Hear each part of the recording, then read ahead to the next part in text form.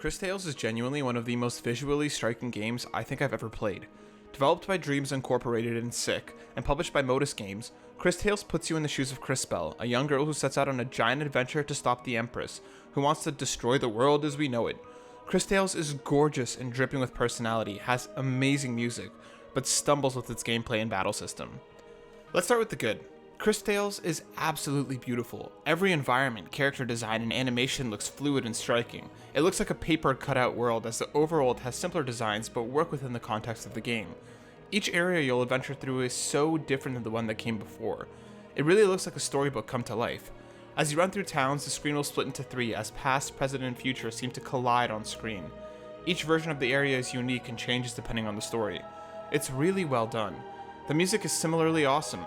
The themes that come and go throughout the battles, along with the overworld and varying music for each area, fit the game perfectly.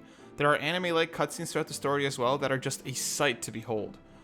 I really wish I could speak as highly about the gameplay. The battle system is fine, but can get monotonous as you continue. I usually don't mind random battles, but the way that they're handled in Cris can be frustrating, as they can go on for just a bit too long. The time travel mechanics are fun at first, but as the game continues, they end up feeling just like a way to stretch the battles out, as you'll need to take turns just to shift the landscape to take down enemies. The level design is also just okay. While the levels look beautiful, there isn't really that much to do in them. Crispell's movement speed also feels slow, and each area can be pretty big, with mostly straight paths guiding you towards the goal. There's no sense of exploration or wonder once you get past the beauty that the levels have. I wish there was more variety in the way that you could interact with the world. One of the main characters, Matthias, a little adorable frog, is also essential for certain sections as you need him to jump between the areas of time. He moves even slower than Crispell, and there were more than a few moments where I just stood in place, waiting for him to hop over so I could continue on with the objective. It all just feels so slow and drawn out.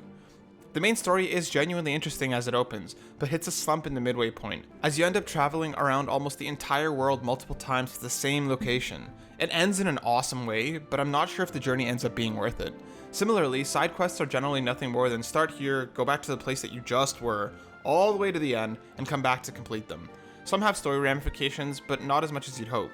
You can also get locked out of completing side quests depending on when you do them, which gets frustrating when you finish 90% of the quest and can't complete it because of where the main story progressed. I really wanted to like Cris Tales. The art style and JRPG-like mechanics were so up my alley, but I was ultimately let down by the gameplay. There is a lot to like here, and if you can get over the pacing and general slowness of the gameplay, you might really enjoy what really is one of the most beautiful games that's come out in some time. Thank you so much for watching our Cris Tales review, and thank you over to the teams at Modus Games for sending us a code for review. If you like what you saw, please like, subscribe, and share, and we'll see you on the next one.